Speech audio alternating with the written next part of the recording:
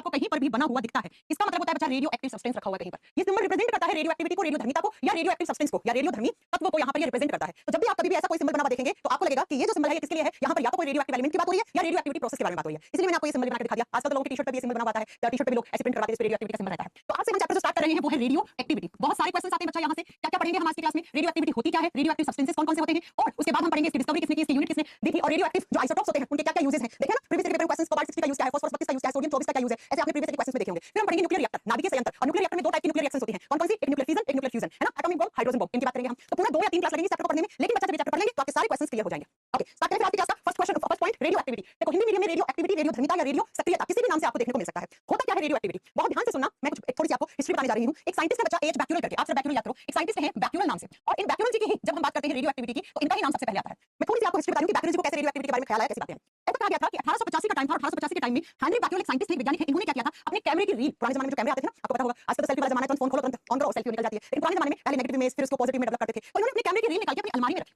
और देखा कुछ दिन के बाद, हाँ एच बैक्यूलेल, हेनरी बैक्यूलेल, बिल्कुल। तो इन्होंने कैमरे की रील को, कैमरे की जो फिल्म होती है उस फिल्म को अपनी अलमारी में लगा रखा, और कुछ दिनों के बाद देखा कि जो कैमरे की रील है ना ये अपने आप डिस्ट्रॉय हो गई, अपने आप जल गई, ये अपने आप खराब हो चुकी है कैमरे की फिल्म। इनको लगा कि ऐसा कुछ तो मेरी अलमारी में क्या रखा हुआ है कि जिसकी वजह से ये कैमरे की फिल्म खराब हो गई। तो उन्होंने, चूंकि साइंटिस्ट लोगों के घरों में आपको क्या मिलेगा, आपको पता है केमिकल एलिमेंट्स ही मिलेंगे अलमारी में। जब इन्होंने अपनी अलमारी को ध्यान से देखा तो इन्होंने अपनी अलमारी में रख रखा था पिच ब्लेंड, पिच ब्लेंड काले कलर का पत्थर, और याद होगा आपको पिच ब्लेंड मैंने कहा था एक और होता है, एक आयस्क होता है, और किसका आयस्क होता है, ये यूरेनियम का आयस्क होता है। तो यूरेनियम को हम जहां से एक्सट्रैक्ट करते हैं, जहां से उसका निष्कर्षण करते हैं, उसी को ही तो हम और आयस्क बना देते हैं। तो अब इनको पूरी स्टोरी समझ में आ गई क्या, कि मेरी अलमारी में ये जो पिच ब्लेंड रखा हुआ है, काले कलर का पत्थर सा रखा हुआ है, इसी पत्थर से हो ना हो कुछ ऐसी रेज निकली है, कुछ ऐसी विकिरणें निकली है कि इन विकिरणों ने इस कैमरे की फिल्म को खराब कर दिया, इस कैमरे की फिल्म को खराब कर दिया। तो अब इनके मन में क्यूरियोसिटी आई, साइंटिस्ट थे कि भाई ऐसा क्या है इस पिच ब्लेंड के अंदर, इस काले रंग के पत्थर के अंदर है क्या ऐसा, तो कुछ तो होगा इसके अंदर। तब उन्होंने पूरी अपनी रिसर्च जारी की, और रिसर्च जब जारी की तो उनको लास्ट में पता लगा कि एनवायरनमेंट के अंदर या केमिस्ट्री में कुछ ऐसे एलिमेंट्स हैं जो जिनका न्यूक्लियस अनस्टेबल है। बहुत ध्यान से समझना, ठीक है, जिनका न्यूक्लियस, न्यूक्लियस का मतलब होता है नाभिक, और जो नाभिक होता है ना वो क्या है, वो अस्थायी है, कुछ एलिमेंट्स का अस्थायी नाभिक वाले कुछ एलिमेंट है पीरियोडिक टेबल में या केमिस्ट्री में। और ये जो अनस्टेबल न्यूक्लियस है ना किसी भी एलिमेंट का, इस अनस्टेबल न्यूक्लियस का स्पॉन्टेनियसली डिसइंटीग्रेशन होता है, यानी कि इसका न्यूक्लियस अपने आप डिसइंटीग्रेट होता है, अपने आप टूटता है, और जब ये टूटता है तो इनका जो न्यूक्लियस का जो एटॉमिक मास है वो कुछ रेज के रूप में निकलता है, कुछ विकिरणों के रूप में निकलता है।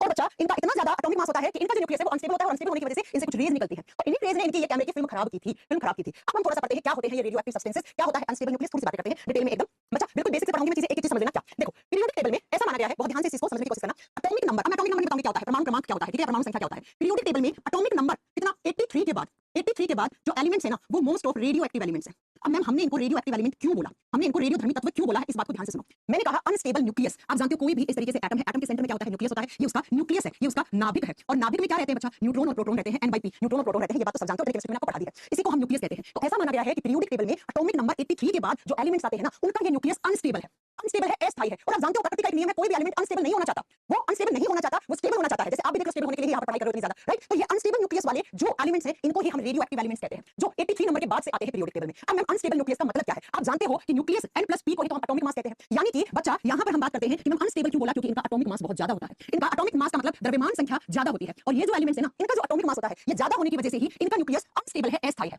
इनका एटॉमिक मास ज्यादा है, n/p का रेशियो ज्यादा है, जिसकी वजह से ये अनस्टेबल हो गए हैं। इनका परमाणु भार, परमाणु द्रव्यमान संख्या ज्यादा है, और ज्यादा होने की वजह से इनका ये न्यूक्लियस जो है ये अनस्टेबल है, ये अस्थायी है। अब ये स्टेबल होने के लिए इनका न्यूक्लियस अपने आप टूटता रहता है, स्पॉन्टेनियसली डिसइंटीग्रेट होता रहता है, और स्पॉन्टेनियस डिसइंटीग्रेशन का मतलब होता है अपने आप टूटता रहता है, और कुछ इनका एटॉमिक मास जो है ना वो रेज के रूप में एमिट हो जाता है। और अब क्या होगा, जब ऐसा कोई भी अनस्टेबल न्यूक्लियस एलिमेंट है जिसमें से बहुत सारी तरीके से रेज निकल गई, यानी कि एटॉमिक मास जो है वो एनर्जी के रूप में बाहर निकल गया। अब कुछ दिनों के बाद जब इसका एटॉमिक मास कम हो जाएगा, क्यों हो जाएगा, रेज के रूप में बाहर निकल गया, एनर्जी के रूप में एमिट हो गया, तो अब जो एलिमेंट बनेगा वो स्टेबल एलिमेंट बनेगा, यानी कि इसका न्यूक्लियस स्थायी होगा। इसी पूरी प्रोसेस को रेडियो एक्टिविटी कहा जाता है।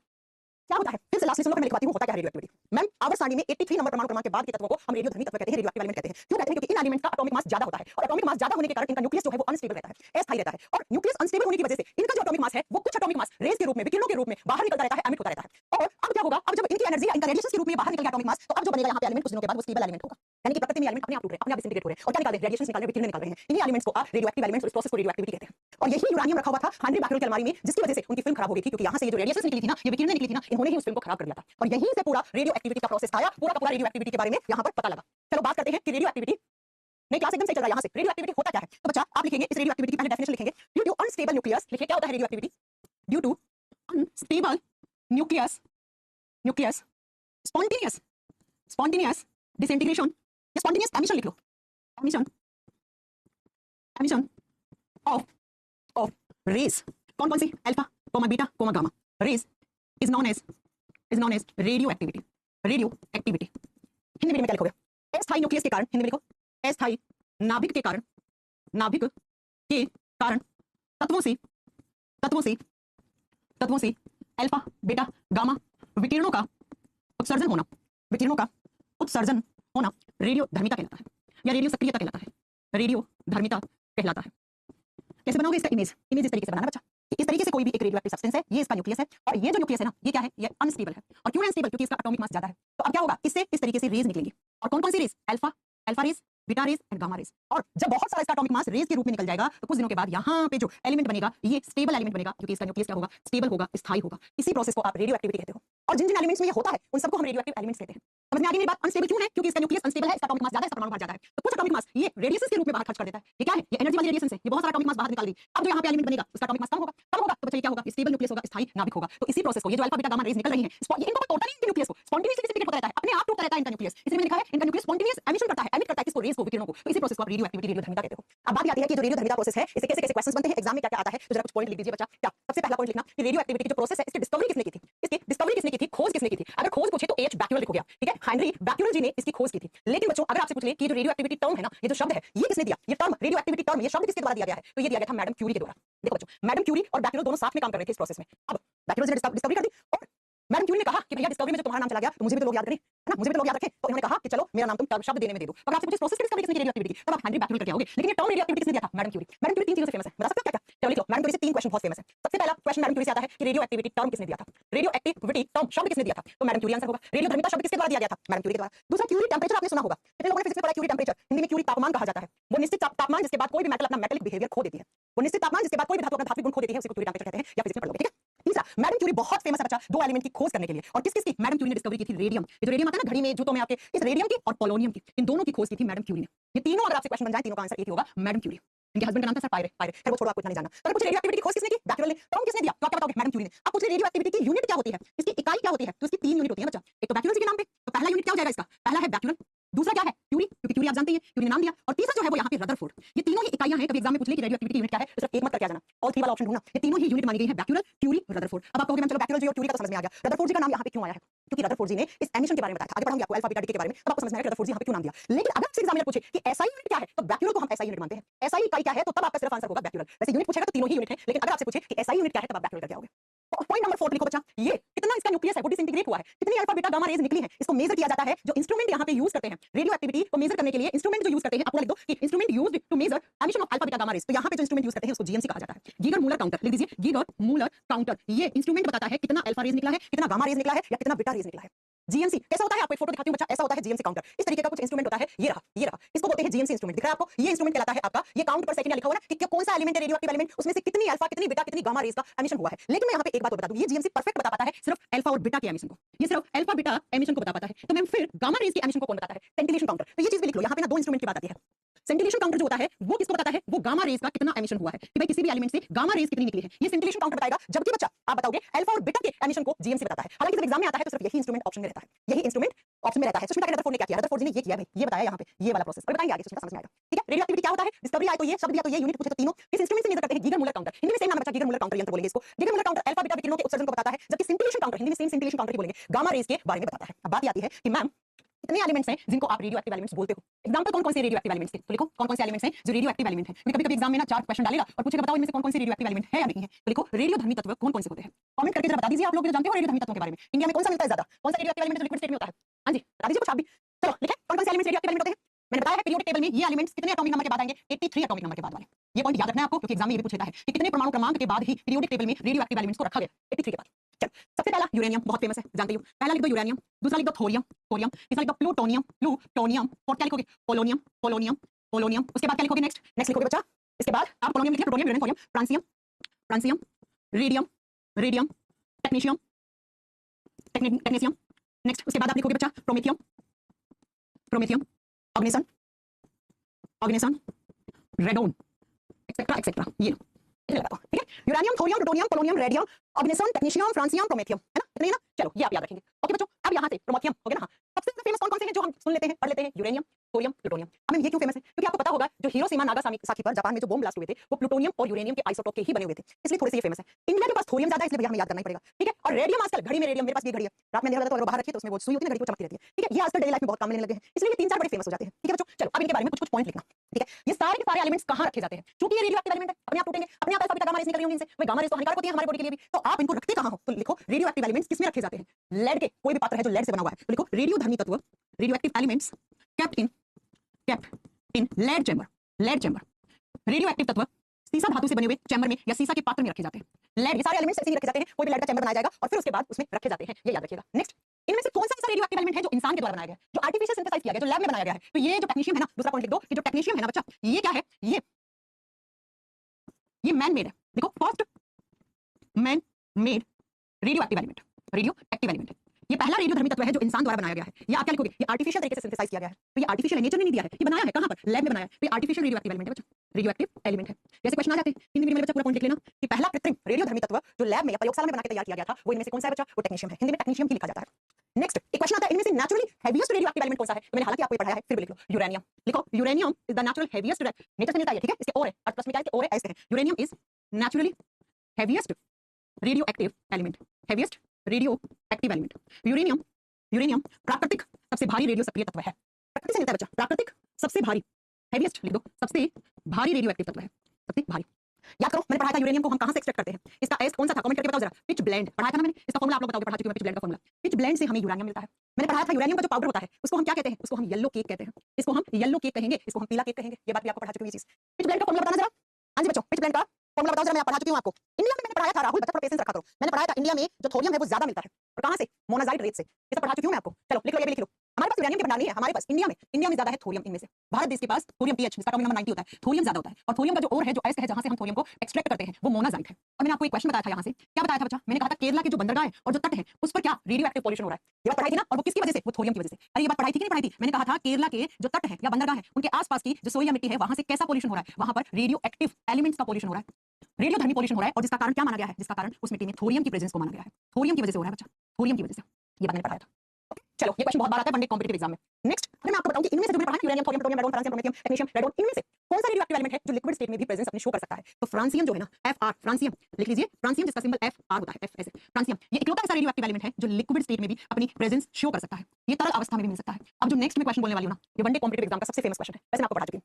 अरे याद करो, मैंने क्या पढ़ाया था? मैंने पढ़ाया था कि हाइड्रोजन के 3 आइसोटोप्स होते हैं। पहला 1H1 जिसको प्रोटियम कहते हैं, दूसरा 1H2 जिसको ड्यूटेरियम कहते हैं, तीसरा 1H3 जिसको ट्रिटियम कहते हैं। और मैंने कहा था एग्जाम में बहुत बार आता है कि हाइड्रोजन का कौन सा आइसोटोप रेडियोएक्टिव आइसोटोप है, तो तीसरा। तो लिख लो जरा, 1H3, इसको क्या नाम दिया था हमने, ट्रिटियम। और यही जो ट्रिटियम है ना, ये क्या है, ये हाइड्रोजन का आइसोटोप है। ये क्या है, आइसोटोप ऑफ हाइड्रोजन। हाइड्रोजन असमस्थानिक है, और ये इकलौता ऐसा होता है जो रेडियोएक्टिव आइसोटोप है हाइड्रोजन का समस्थानिक है। और ये कैसा है, ये बच्चा आप बताओगे, रेडियोएक्टिव है, रेडियोएक्टिव है, ये रेडियोधर्मी है। हाइड्रोजन का तीसरा समस्थानिक जिसको हम ट्रिटियम कहते हैं, वो क्या होता है बच्चा, वो रेडियोएक्टिव समस्थानिक होता है। एक और याद करो, नोबल गैस की क्लासेस, वहां मैंने पढ़ाया था रेडोन। रेडोन क्या है, रेडोन जिसका सिंबल Rn होता है, ये क्या है, ये एक नोबल गैस होती है मैम। और मैम आपने पढ़ाया था रेडोन जो होती है वो कैसी, ये भी नेचर में रेडियोएक्टिव होती है। पढ़ाया था कि नहीं पढ़ाया था बताओ? ये सारे क्वेश्चन हैं वन लाइनर की फॉर्म में। ये सारे क्वेश्चन आज कमेंट कम क्यों आ रहे हैं बच्चों के? ठीक है, देखो हमने अभी तक क्या पढ़ा, रेडियोएक्टिविटी होता क्या है। ऐसा कोई भी एलिमेंट जिसका न्यूक्लियस अनस्टेबल है और वो स्टेबल होने के लिए अपने न्यूक्लियस का जो मास है, अपने न्यूक्लियस का जो एटॉमिक मास है, उसको अल्फा बीटा गामा रेस के रूप में बाहर निकालता है, और फिर वो एलिमेंट एक टाइम के बाद स्टेबल हो जाता है, स्थायी हो जाता है। तो ऐसे ही एलिमेंट को रेडियोएक्टिव एलिमेंट, और पूरा प्रोसेस है होने का, इसको रेडियोधर्मिता की प्रोसेस कहा जाता है। फिर ये कहां पे पीरियोडिक टेबल में 83 एटॉमिक नंबर के बाद इनको रखा गया है, उससे पहले कोई रेडियोएक्टिव एलिमेंट नहीं हो सकता। खोज किसने की, नाम किसने दिया, यूनिट क्या है, कौन-कौन से इंस्ट्रूमेंट से इसे मेजर कर सकते हैं। फिर मैंने पढ़ाया कौन-कौन से एलिमेंट जिनको रेडियोएक्टिव एलिमेंट कहोगे, और कुछ पॉइंट्स इन एलिमेंट्स को कहां पे, सीसा धातु के चैम्बर में रखा जाता है। पहला आर्टिफिशियल जो एलिमेंट है जो रेडियोएक्टिव नेचर में, वो टेक्नीशियम है। यूरेनियम नेचर से मिलता है और ये हेवीएस्ट रेडियोएक्टिव एलिमेंट है, और जहां से मिलता है इसके और को हम पिच ब्लेंड कहते हैं, जिसका फॉर्मूला UO2 होता है, पढ़ा चुकी हूं। इंडिया के पास थोरियम ज्यादा है, और ऐसा माना गया है केरला वगैरह के तटों पर रेडियोएक्टिव पॉल्यूशन होता है, वहां के लोगों की स्किन वगैरह खराब सी होती है, और वो किसकी वजह से, वो थोरियम की वजह से। हाइड्रोजन का 3 आइसोटोप में तीसरा जो आइसोटोप होता है वो क्या होता है बच्चा, वो होता है रेडियोएक्टिव आइसोटोप। इतनी बात आपको पता लगी, रेडियोएक्टिव एलिमेंट क्या होते हैं, प्रोसेस क्या होता है। अब जरा एक टेबल बनाइए मेरे साथ। मैंने कहा कोई भी रेडियोएक्टिव एलिमेंट है उससे 3 तरीके के पार्टिकल एमिट होते हैं, है ना, 3 टाइप्स ऑफ पार्टिकल्स, 3 टाइप्स की रेडिएशंस निकलती है, 3 टाइप्स ऑफ पार्टिकल एमिट होते हैं। 3 प्रकार के कण का एमिशन होता है, यानी कि उत्सर्जित होती है। कौन-कौन सी बच्चा, कौन-कौन सी मैम? पहली आती है अल्फा पार्टिकल। अच्छा, कोई प्रॉब्लम हो रही है क्या क्लास चलने में या किसी तरीके की, क्योंकि आज कमेंट्स बहुत देरी से आ रहे हैं। दूसरा बीटा पार्टिकल, तीसरा गामा, ठीक है। अब इन तीनों से क्या-क्या क्वेश्चंस बनते हैं जरा वो देख लीजिए। सबसे पहला क्वेश्चन आता है इनकी स्पीड के बारे में, पूछता है कि इन तीनों पार्टिकल्स में स्पीड चाल ज्यादा किसकी होती है। तो याद रखिएगा, स्पीड सबसे ज्यादा गामा रेस की होती है, तो लिख दो पहले सबसे ज्यादा गामा रेस की, देन किसकी होती है बच्चा, बीटा की, और सबसे कम स्पीड होती है अल्फा पार्टिकल की। नेक्स्ट आता है पी से क्वेश्चन। पी का मतलब होता है पेनिट्रेशन पावर। पेनिट्रेशन पावर का मतलब होता है भेदन क्षमता। पेनिट्रेशन पावर का मतलब है भेदन क्षमता, किस स्पीड से कितने मोटी शीट को कौन सा पार्टिकल पेनिट्रेट कर सकता है, उसको हम पेनिट्रेशन पावर, भेदन क्षमता कहते हैं। बड़ी ऑब्वियस सी बात है, सबसे ज्यादा पेनिट्रेशन पावर किसकी होती है, गामा रेस की। सबसे ज्यादा लिखोगे गामा की, सबसे ज्यादा, अच्छा ऐसे लिखना ना, तो पहले ऐसे लिखो, गामा रेस की सबसे ज्यादा, फिर बीटा रेस की, और सबसे कम अल्फा रेस की। अल्फा रेस तो एल्युमिनियम के फॉइल को ही भेद पाए, वो बहुत बड़ी बात है। ये हो गया तीसरा इनके बारे में बात। चलो पहला अच्छा ये कर दो, नंबरिंग दे दो, first, second, third. Ionisation power, ठीक है, IE, आयोनाइजेशन पावर, ठीक है। आयोनाइजेशन एनर्जी लिख लो आप, कैसे लिख रहे हो वैसे, ठीक है। हिंदी में क्या लिखते हैं हम, आयनन विभव। आयनन विभव क्या होता है बच्चा, फिजिक्स में पढ़ाया, केमिस्ट्री में मैंने भी आपको पढ़ा दिया है, क्या होता है, किसी भी एलिमेंट की आउटर शेल में जो लूजली बाउंडेड इलेक्ट्रॉन है उसको रिमूव करने के लिए जितना एनर्जी आप देते हो बाहर से उसी को आईई, उसी को आयोनाइजेशनल एनर्जी कहते हैं। ठीक है बच्चा, बस समझ में आ गई? खैर ये क्या होता है वो सब पढ़ लोगे आगे। आयोनाइजेशन पावर यहाँ पर इस पेनिट्रेशन पावर का उल्टा होता है। तो इस बार आयोनाइजेशन पावर सबसे ज्यादा अल्फा की होगी, देन बीटा की होगी और देन किसकी होगी? गामा की होगी। तो ये थोड़ा सा आप ध्यान रखिएगा अगर यहाँ से क्वेश्चन आ जाता है तो अल्फा की आयोनाइजेशन पावर सबसे ज्यादा होती है जबकि गामा की स्पीड पेनिट्रेशन पावर ज्यादा होती है। हो गया। फोर्थ नंबर पर अब इनके चार्ज की बात करेंगे और मास की बात करेंगे। ठीक है, अल्फा बीटा गामा के चार्ज की बात करेंगे। ये पार्टिकल्स होते क्या है जरा ध्यान से सुनना। 4 नंबर पे ये पार्टिकल्स, ये कण होते क्या है? ये कण होते क्या है? हम बोलते हैं कि जो अल्फा पार्टिकल होता है ना, जो अल्फा कण है वो क्या है, उसकी कंपैरिजन वो क्या है, वो एक हीलियम बेस्ड न्यूक्लियस है और इसको हम डिनोट करते हैं 2He4 से। 2He4 यानी कि अल्फा पार्टिकल जो है उसको हम किससे कंपेयर करते हैं? He का मतलब होता है हीलियम। हीलियम तो आप जरा देखो किसका एटॉमिक नंबर 2 होता है, हीलियम का एटॉमिक मास 4 होता है, परमाणु क्रमांक 2 होता है, परमाणु भार इसका 4 होता है, ये बात आप सब जानते हो। ठीक है, अल्फा की हम तुलना करते हैं हीलियम के नाभिक से और हीलियम को ऐसे लिखते हैं तो अल्फा भी ऐसे ही होगा। जो बीटा पार्टिकल होता है, कौन सा बीटा कण होता है, उसकी हम तुलना करते हैं इलेक्ट्रॉन। बीटा तो इलेक्ट्रॉन लाइक सब्सटेंस होता है तो आवेश इस पे नेगेटिव हो गया। अच्छा, इस पे चार्ज कैसा है अल्फा पे? अब ये भी लिखूं क्या? हां, लिखना पड़ेगा क्या? इस पे पॉजिटिव चार्ज है। इलेक्ट्रॉन पे कैसा होता है? नेगेटिव, तो इस पे नेगेटिव चार्ज है। जबकि बच्चों जो गामा रेज होती है, गामा कण होते हैं, उस पे तो कोई चार्ज होता ही नहीं है, तो उसका तो कोई आवेश होता ही नहीं है, तो इसका चार्ज क्या होगा? 0। नो चार्ज नो मास लिख दो। नो चार्ज नो मास लिख दीजिए बच्चा। चार्ज भी 0, मास भी 0। किसका? गामा रेज का। गामा रेज का द्रव्यमान भी 0 होता है और चार्ज यानी आवेश भी 0 होता है। याद कर लोगे ये बात? मैं फिर से एक बार समझा देती हूँ, कोई बात नहीं। अल्फा कणों की, ये अल्फा बीटा और गामा कण किससे निकलते हैं? इससे भी रेडियो एक्टिव सब्सटेंस से निकलते हैं, इसलिए हम यहाँ पढ़ने पड़ रहे हैं। अब बच्चा अल्फा कण निकलेगा, इसकी तुलना हम किससे करते हैं? हीलियम के नाभिक से। तो हीलियम का नाभिक का मतलब इसका एटॉमिक नंबर 2, एटॉमिक मास 4 हो गया। चार्ज कैसा है? पॉजिटिव चार्ज है, +2 चार्ज है। ठीक है, यहाँ पर नेक्स्ट आप याद करोगे बीटा कण की तुलना हम इलेक्ट्रॉन से करते हैं। इलेक्ट्रॉन पे चार्ज कैसा? नेगेटिव। गामा रेज तो highly power, highly penetration power वाली रेडिएशंस होती हैं, उनका चार्ज भी 0, मास भी 0, आवेश और द्रव्यमान इनका 0 0 होता है। ये तीनों चारों पॉइंट एग्जाम में आते हैं और आपको याद भी रखने हैं। ऐसे कैसे आते हैं और आपको याद भी रखने हैं। हां जी, पोलोनियम भी आर्टिफिशियल है। मैंने कब बोला पोलोनियम नेचुरल है? मैंने तो बिल्कुल नहीं कहा कि पोलोनियम नेचुरल है। हो गया? समझ में आ गई? किसकी पेनिट्रेशन पावर, किसकी स्पीड, किसकी आयोनाइजेशन पावर, किसका पार्टिकल की किससे तुलना करते हैं। चलो, अगर ये वाला पॉइंट समझ में आ गया तो अगली 10 मिनट की क्लास आपको बहुत अच्छे से समझ में आएगी। अगली 10 मिनट की क्लास आप बहुत अच्छे से समझ लोगे। अब हेडिंग दीजिए decay of alpha beta gamma particles. क्या है इसका मतलब? डिके का मतलब क्या है? अगर कोई सब्सटेंस है रेडियो एक्टिव, उसमें से एक अल्फा कण निकल गया तो क्या होगा? एक बीटा निकल गया तो क्या होगा? एक गामा निकल गया तो क्या होगा? तो आपने इस तरीके से कोई रेडियो एक्टिव सब्सटेंस रख रखा है। अब इसमें से क्या रेज तो निकलेंगे, पार्टिकल्स तो निकलेंगे। कौन-कौन से? अल्फा, बीटा, गामा निकलना है। आपको कुछ नहीं करना है क्योंकि अनस्टेबल है। अनस्टेबल है तो स्पॉन्टेनियसली डिसइंटीग्रेट होता रहेगा, अपने आप टूटता रहेगा, टूटता रहेगा, टूटता रहेगा और इससे अल्फा बीटा रेज निकलती रहेंगी, आपको मुझसे कुछ करना ही नहीं है। अब ये है कि अगर एक अल्फा कण निकला तो क्या होगा? बीटा निकला तो क्या होगा? गामा निकला तो क्या होगा? वो हमें पढ़ना है। तो मान लो कि इस रेडियो एक्टिव सब्सटेंस से अल्फा पार्टिकल निकला। कौन सा? एक अल्फा कण निकला तो क्या होगा? मैं बहुत आसान करके समझा रही हूं, वो समझना। एक्स नाम का कोई एलिमेंट है, एक्स नाम का कोई एलिमेंट है जिसका एटॉमिक नंबर Z है, परमाणु क्रमांक का सिंबल Z होता है, सब जानते हैं। जिसका एटॉमिक मास A है, परमाणु भार का सिंबल A होता है। पाओ में एटॉमिक नंबर लिखते हैं, सर पे एटॉमिक मास लिखते हैं। अब तक तो समझ में आ रहा है केमिस्ट्री की 20-22 इतनी दिन की क्लास हो गई, आपको इतना समझना नहीं चाहिए था। अब ये जो एक्स नाम का एलिमेंट है, ये है क्या? रेडियो एक्टिव सब्सटेंस है, रेडियो एक्टिव एलिमेंट टूटेगा भैया। अब हमने कहा टूटा तो टूटने से इसमें से एक अल्फा पार्टिकल निकला, हम ये देख रहे हैं। तो एक अल्फा पार्टिकल की तुलना हमने किससे की थी? 2He4 से की थी, हीलियम से की थी। हीलियम का एटॉमिक नंबर 2 होता है, एटॉमिक मास 4 होता है, हीलियम का Z 2 होता है, A 4 होता है। अब ये इतना निकल गया तो यहाँ पर जो एलिमेंट बचा उस एलिमेंट के पास क्या होगा? उस एलिमेंट की एटॉमिक नंबर में से 2 इकाइयां घट जाएंगी तो Z में से क्या हो जाएगा? 2 यूनिट कम हो जाएंगी और इस 4 में से कितनी आप बताओगे बच्चा? जो A है, A में से 4 निकल जाएंगी। ऐसे यही है ना? एक बार फिर से सुन लो। मैंने कहा अल्फा पार्टिकल निकला तो अल्फा पार्टिकल अपने साथ 2 परमाणु क्रमांक की इकाइयां ले गया, 4 परमाणु भार की इकाइयां ले गया। तो Z Z नहीं रहा ना, अब Z Z -2 हो गया। A नहीं रहा ना, A में से 4 इकाई घट गई तो A -4 हो गया। तो आप ये बताओ कि कभी भी अगर किसी भी रेडियो एक्टिव सब्सटेंस से अल्फा पार्टिकल का एमिशन हुआ, इसका अल्फा पार्टिकल एमिशन हुआ यानी कि अल्फा पार्टिकल बाहर निकला तो क्या होगा? आप लोग बताओ क्या लिखूं मैं? अल्फा कण बाहर गया तो क्या होगा? उस एलिमेंट का जो एटॉमिक नंबर है, atomic number will decreased bye 2 units, 2 units and atomic mass will be decreased bye, atomic mass will decreased bye 4 units. किसी भी रेडियोधर्मी तत्व से जब एक अल्फा कण उत्सर्जित होता है, एक अल्फा कण उत्सर्जित होता है तो क्या होता है बच्चा? क्या लिखोगे? जब अल्फा कण उत्सर्जन हुआ या उत्सर्जित हुआ तो परमाणु क्रमांक कितनी इकाई से घटेगा? परमाणु क्रमांक 2 इकाई से घटेगा, 2 इकाई से घटेगा और परमाणु भार कितने से घटेगा? 4 से। ये एग्जाम में आता है। और लिखो परमाणु भार 4 इकाई से घटेगा। परमाणु भार या द्रव्यमान संख्या एक ही होती है, मैं किसने बार बता चुकी हूं ये बात। ये 4 इकाई से घटेगा। ये इसे बोलते हैं अल्फा डिके या alpha decay of alpha particles. इसे बोलते हैं alpha particle decay, decay of alpha particle. समझ में आ गया? अब बीटा का आप लोग बताओगे। अगर अल्फा का समझ में आ गया तो बीटा का निकालने में कोई प्रॉब्लम नहीं है, कर दोगे आप। लिखो अगर बीटा पार्टिकल निकला तो क्या होगा बच्चा? हमने बीटा कण की तुलना किससे की? बताओ जरा। बीटा कण की तुलना हम इलेक्ट्रॉन से करते हैं।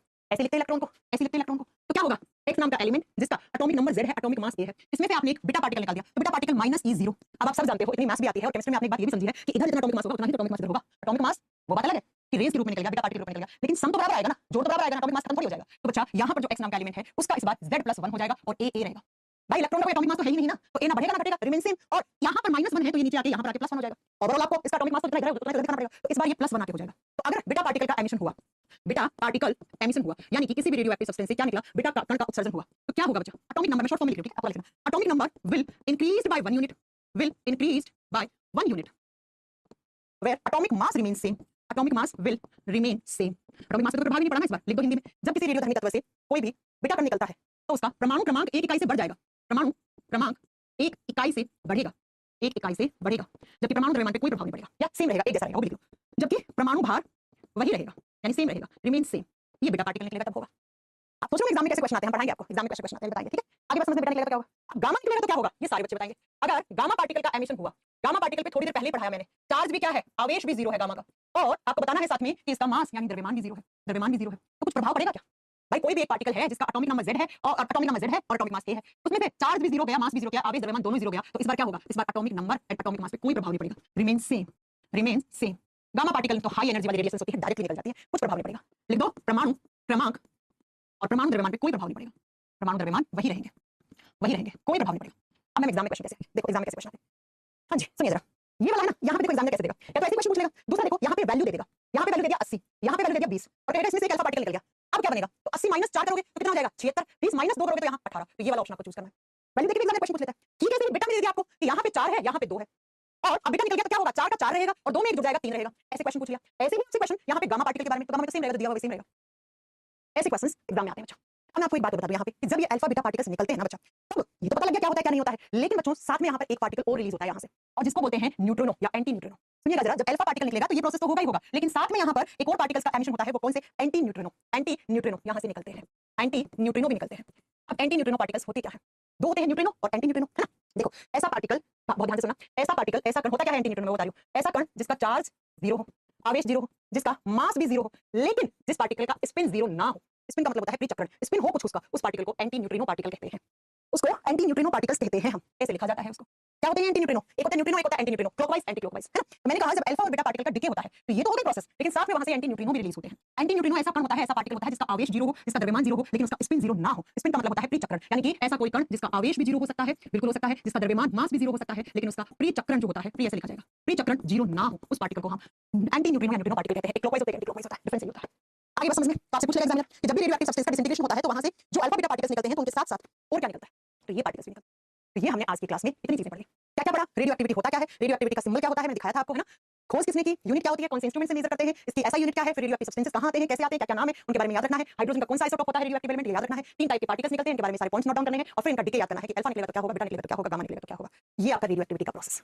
अब हम कल पढ़ाएंगे रेडियो एक्टिव आइसोटोप क्या क्या काम आते हैं, हम लोग इनको कैसे काम लेते हैं, और फिर पढ़ेंगे हम न्यूक्लियर रिएक्टर जहां पे 2 टाइप की रिएक्शन होती है, न्यूक्लियर फिजन, फ्यूजन। कल नहीं तो परसों आधी क्लास में चैप्टर फिनिश हो जाएगा। ठीक है बेटा, समझ में आ गई मेरी बात? कोई भी डाउट हो किसी भी टाइप का, आज तो मैंने प्रॉपर आपको नोट्स भी बनवा दिया है ना। हाँ जी, बच्चे कम आए, कमेंट्स कम आ रहे, बच्चे तो मुझे बहुत दिख रहे हैं यहाँ पे, 468 बच्चे लाइव दिख रहे हैं, लेकिन कमेंट सारे बच्चे नहीं कर पा रहे हैं आज।